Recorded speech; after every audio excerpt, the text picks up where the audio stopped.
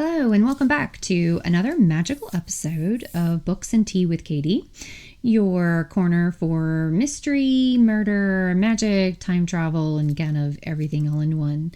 All best enjoyed, of course, with your favorite warm beverage. I'm Katie Upton, your host, author, and, of course, bibliophile. I love all types of genres, and today we're talking about mysteries. So I'm excited to share a wonderful, witchy, cozy mystery that will hopefully cast a spell on you as well. It's called Marriage Spells Murder by Bella Colby. This is the first book in her A Wedding Witch Cozy Mystery series, and it's full of all the things cozy mysteries that we love. So it's got small towns, murder, healing journeys, and yes, witches with baggage. And boy, does she have baggage, and I love that. So pour yourself a cup of something enchanting, and let's explore this charmingly spooky world of Tidewater.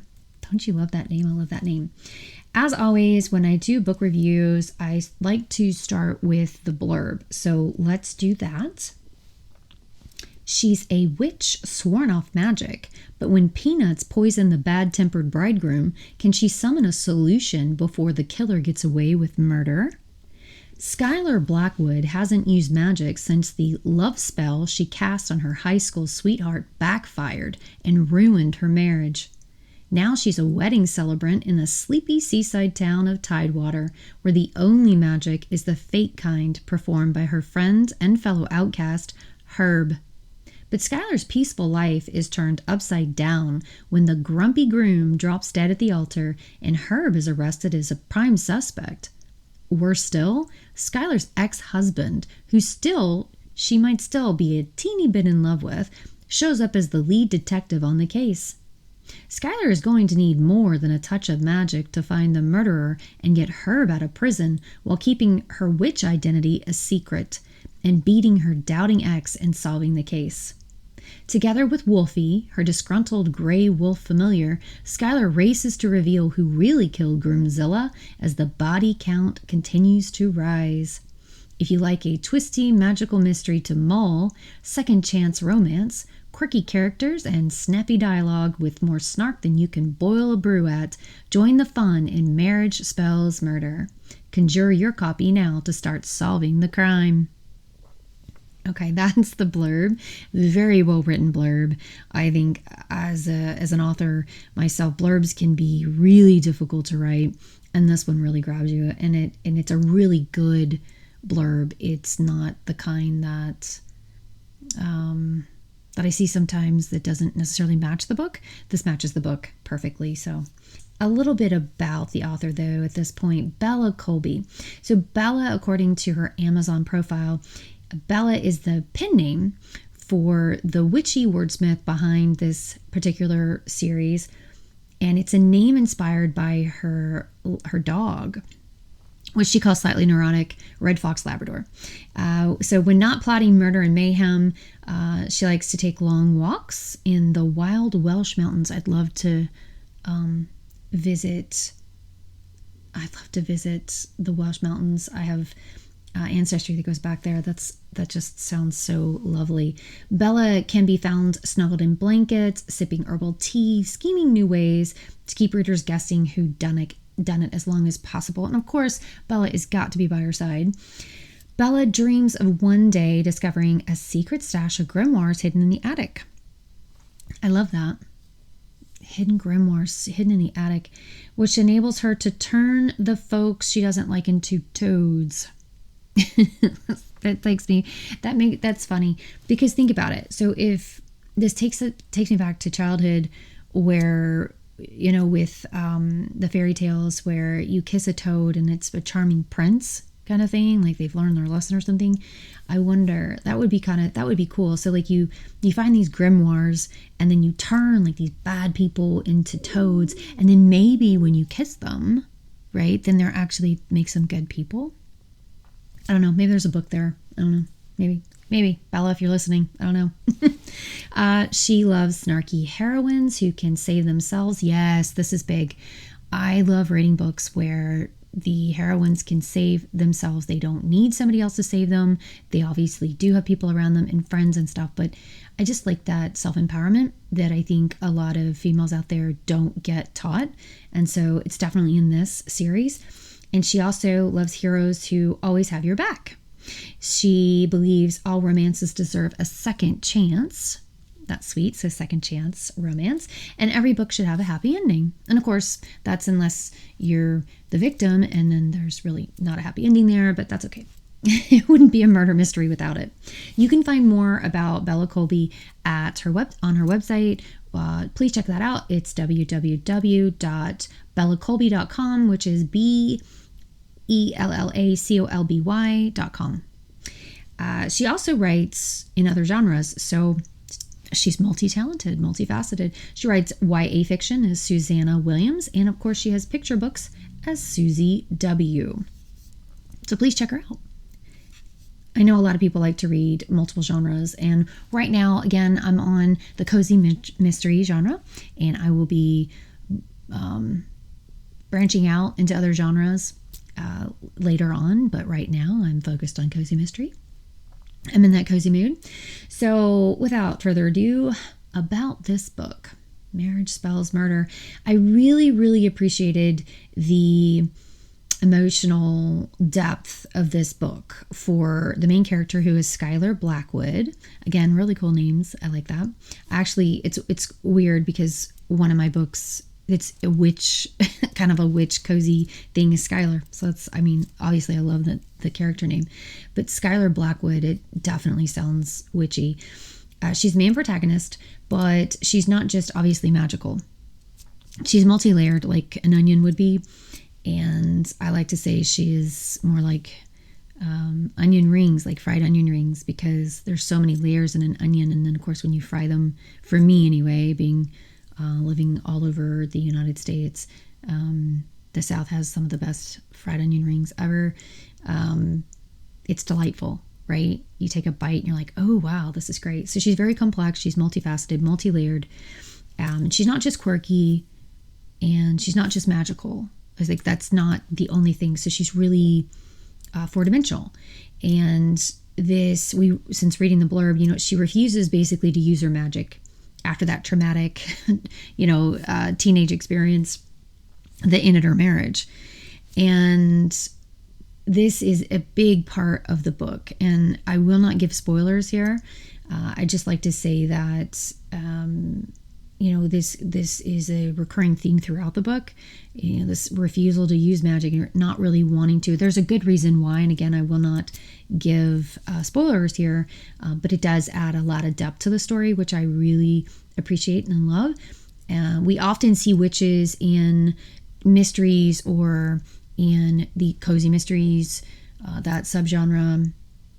And just in fantasy, we see them, whether they're just starting out, so they're just learning, or they fully developed and fully embraced their powers, and we meet them as a really powerful self. And here we have a bit of a twist, because Skye has never, really developed her skills. She has a lot of raw talent, it seems, and from the get-go. But that trauma really stopped her in her tracks, and she is basically stunted. Her abilities have been stunted because of this real traumatic emotional experience. And so she's neither learning nor is she in full grasp of all of her powers. And I really appreciate that twist. That's a very good, unique twist. There's also another theme of like self-forgiveness in this and healing throughout the book. So there is a really good arc of the character that we see. And sometimes you don't see that. Sometimes it's kind of flat, but not here. It's really, really good. And there is something to say about the self-forgiveness and learning more about yourself, because it's like she's been on the run for so long. And she does hop from one place to the other every couple of years, not ever really developing developing roots, like a home base. And again, there are reasons for that. And if you want to find out, you need to read it. But it's important for her to keep moving. And when she finally gets to Tidewater, she develops these friendships with a few people, and it surprises her, it shocks her that she's starting to feel for these people, and she really wants to protect these people, especially Herb now, because he's been accused of murder, which she knows he didn't do.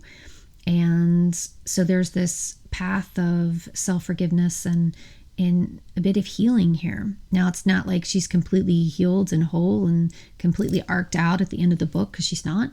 And that leads into the next books, which there are future books. This is a series of 7 thus far, and I can't wait to read the next book in the series. So there's more to explore here. In other words, she doesn't get everything right, and she's flawed. She's reluctant. She's sometimes messed up. She's chaotic. She messes things up, and yet she realizes it and she grows. And this is really great to read, because oftentimes in this type of genre, the authors rely on this almost like perfect amateur sleuth. And I don't like picture perfect. I don't like cookie cutter things like that. I like this subgenre, and it can get almost cookie cutter. This one doesn't do that. This one's great. It's all in a league of its own. And she develops. I mean, she's not this perfect person, and she admits her mistakes. I know where I've read some where it's like they're so headstrong.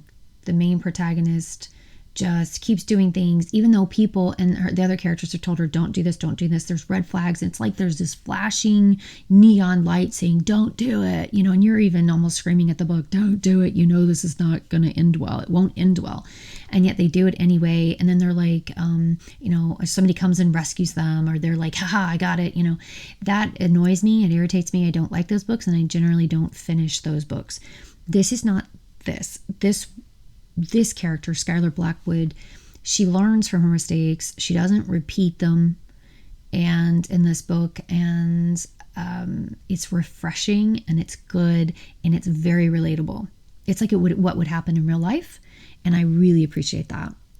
So Bella, if you're listening, Bella Colby, if you're listening, I really love that. Please continue that. I hope it's continued in the next books. So the themes and tropes I've touched on, but the central themes you'll find are that reluctant magic use, magical trauma, and then, which is kind of funny, you find out a little bit about it, but not a ton. So I'm really excited to figure out, more in the next or subsequent books. This return to, it's not our hometown. It's a return to understanding roots, and like really planning roots, and nurturing your friend base, and getting friends and keeping a hold of them, and realizing just how important that is, and realizing that constantly running around, you're just avoiding something in your life. And she's avoiding the emotional trauma. And of course, then her ex comes, and he's the detective in town, and she's like, whoa, it's in her face. And the things that she didn't deal with in her 20s, she's now having to deal with later on. And it's really great, because now I think she's just emotionally equipped. She's emotionally able to do it now when she couldn't when she was in her 20s. And I like that kind of return to some semblance of hey, normalcy of, I need friends. People need friends. We need our own pack. We need our own coven or group. And I really like that. And then also, I haven't mentioned, she's a wedding officiant, a wedding planner. And it's fantastic. So there's so much chaos that's going on. I mean, obviously the Groomzilla, he dies, he's murdered. He has a peanut allergy. And of course, obviously he dies because he ingested some peanuts somehow, right? And that's the whole crux of it, who killed this Groomzilla. And there are a plethora of suspects that could have done it, and for very good reason. So this wedding chaos, though, I think if anybody's been in a wedding, weddings are chaotic. I mean, they're great. They're just really chaotic. And if you're in that business, I can imagine that would be high stress. And if you had any semblance of magic, I would think that you would use it just to make sure that things were smoothed over. But it adds a lot of humor to this already kind of serious topic, I guess. But it adds humor and levity to it that I absolutely love. It's a perfect profession for this subgenre cozy mystery. And then you have the grumpy familiar sidekick, and Wolfie is really a wolf, and she goes around and she can talk to him like telepathically, and she can understand him, and everybody else, he sounds like he's just like whining like a dog would or whatever, and they constantly are asking her, that looks like a wolf, that's too big for a dog. She's like, no, it's not, it's and that's humorous and funny. And of course she pats Wolfie, her familiar, on the head, who's extremely intelligent and extremely powerful in his own right, and royalty, really. I mean, a familiar is, if anybody's read any kind of fantasy or high epic fantasy, familiars are very powerful. They can be, at least. I won't go into too much detail about Wolfie here, other than to say he is kind of grumpy because she's avoiding magic, and that's his very existence is to help. That's what familiars do. They help channel that magic and that power, and generally protect the either sorcerer or the witch. And so she's not using it, and he knows she's got a lot of power in there, raw power. And that would be kind of a bummer, I think. So he's grumpy, and when she treats him like a pet, and so she'll pat him on the head, and he just kind of like, I can actually see him roll his eyes practically when she's doing that to him. And he's like, oh, you've got to be kidding me. So it's a really fun interplay. And you can tell that Bella Colby, loves animals and her own pets, because this interaction is just a beautiful thing to read and to kind of, as I say, watch in my head. So you'll love Wolfie, the grumpy familiar sidekick. Then of course there's the whodunit with the paranormal twist, obviously with being a witch mystery, but women reclaiming their power, again, I've mentioned that's a huge one for me. I think that we need to do more of this. I know in the last few years we have women's fiction which does this, and it's middle-aged women taking, they're either widowed or they're recently divorced, and they're just kind of, their kids, if they've had kids, then their kids have moved on with their lives, and they're kind of they're starting over. And a lot of the time, they've been dependent on their exes for or deceased loved ones for money, and so they're really starting over from scratch. And I love this, women reclaiming their power, and it's done in such a beautiful way and not in your face, and it's a really wonderful thing to see and to read. So it's a very much a found family story as well, because she has these friends now, and she's starting to realize, wow, this is kind of nice having these friends that have my back and I have theirs. And it's, because she's lost that coven, she's lost her kind of like family. She's been on the run for so long, and that's heartwarming. I love that. So it's well paced, it's well developed. You can solve the murder mystery, the clues are there, and I do like that, because I just prefer that. I don't like somebody withholding a clue and then, aha, here it is. I don't generally like those types of murder mysteries. And Bella Colby puts all the red herrings, but she puts the clues in there that you can solve it. So if you like that, this is definitely a book for you. Don't take my word for it. Here are some reviews, reader reviews. One says, it is a bad day when the worst thing isn't the groom dropping dead during the wedding ceremony. This book has an interesting cast of characters, including Prince Killian of Pendragon's Rock, aka Wolfie. That is her familiar's name. Again, Prince Killian of Pendragon's Rock. I love that. It goes on to say, I really like Skylar, having her trying to share evidence Wolfie found without letting people know it came from him added a nice dose of humor. It was an interesting case with plenty of suspects. I can't wait to see what Skye and Wolfie get involved in next. I agree. And then another one says, Bella Colby has nailed the cozy witchy vibe. Think practical magic meets Murder, She Wrote. And that's true. I think practical magic is obviously more sinister, I think. This isn't it. That's not that. But it's got that magic-y vibe. But Murder, She Wrote Murder, She Wrote but with magical powers, right? Yeah, that's perfect. I love it. And then this last one I've got is, this is such a cute little mystery. Wolfie was my favorite in the book, but the other characters were fun. I love Wolfie. I don't know if he's my favorite. I love the idea of Bella. I don't know. There's so many great characters. Really, there's great characters. And I love Wolfie. Don't get me wrong.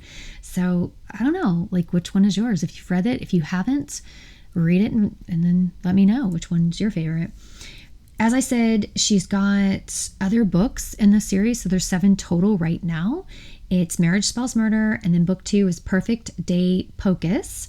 Book 3, You May Curse the Bride. Book 4, With This Witch, I Thee Dead. Book 5, Voodoo and Veils. Book 6, Something Borrowed, Something Brew. That's cute. Book 7, Abracadably. And then there's another series that she started. It's book 1 comes out May 27th of this year, 2025. It's called Milestones, Magic, and Murder. Book 1 of Witchy at 50 Cozy Mystery Series. Witchy at 50. I'm excited. I'm really excited. So she's got total basically 8 books, one coming out in the end of May. So if you like to binge series, there you go. Here's the bingeable series. She's building this binge-worthy kind of, backlist of books, and she writes really well, so that's exciting. And she is on, I did mention her website, www.bellacolby.com, and she is on Amazon, and she is part of that program of Amazon that Amazon has, if you're into that, and where you can pay a certain amount per month, and then you get to read a slew of books. Then you're in luck there. That's what she's in. So my final verdict, obviously I'm giving it glowing praise.